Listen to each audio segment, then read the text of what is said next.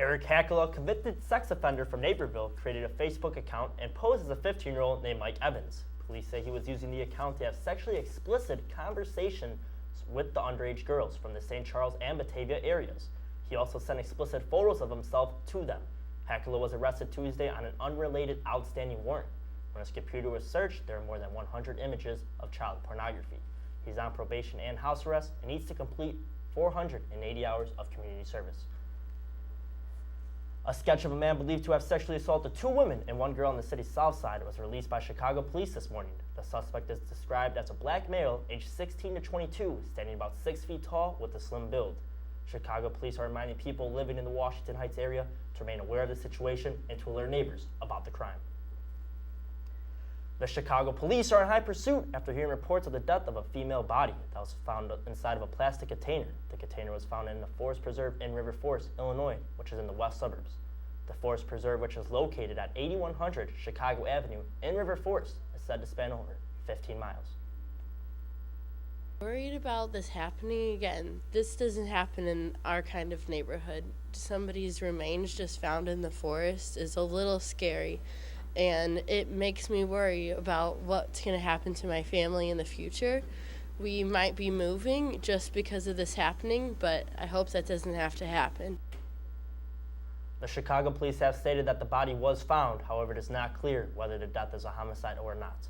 No further information has been available at this time.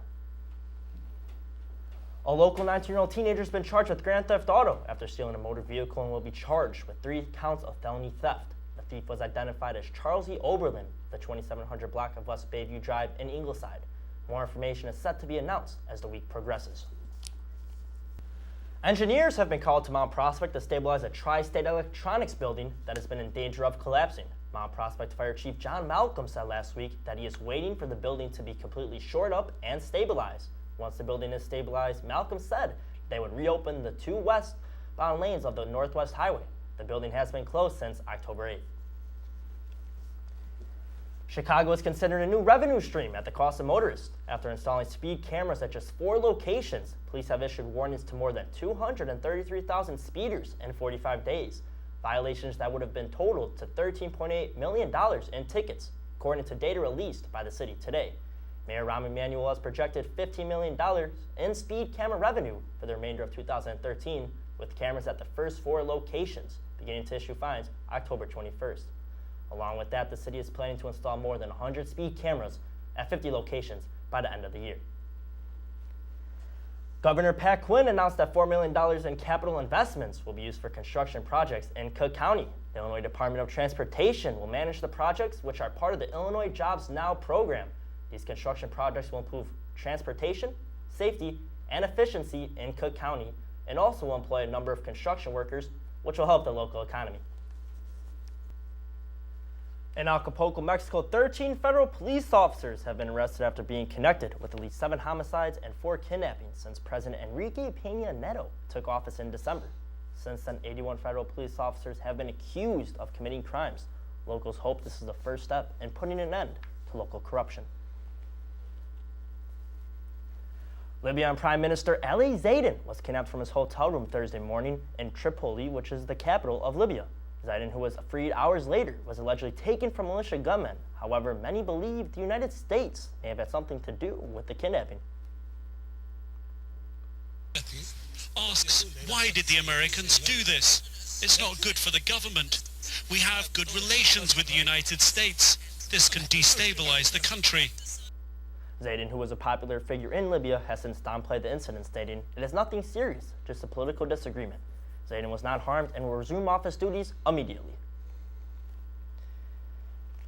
Human rights lawyers filed a class action lawsuit in a U.S. federal court accusing the United Nations of gross negligence and misconduct on behalf of the victims of the cholera outbreak in Haiti in 2010. The group is demanding financial compensation for the 8,300 Haitians who died as a result of the cholera epidemic, as well as some 650,000 more survivors of the illness. The Nobel Peace Prize was awarded in the Netherlands to the Organization for Prohibition of Chemical Weapons. The award comes just days before Syria officially joins as OPCW's 190th member on Monday. The $1.2 million prize money would be used for the goals of convention to eliminate chemical weapons, according to OPCW. A 50-year-old Southside Chicago man was taken into custody last week for attacking his neighbor and longtime friend with a chainsaw in an alcohol-fueled rage. Preston Smith was attacked outside of his home just before 2 a.m. on Thursday morning. Smith lost numerous fingers in the attack. However, doctors expect him to make a full recovery. The attacker is now in custody. After the break, Chris and I will have news from around the country and the globe. Don't go anywhere.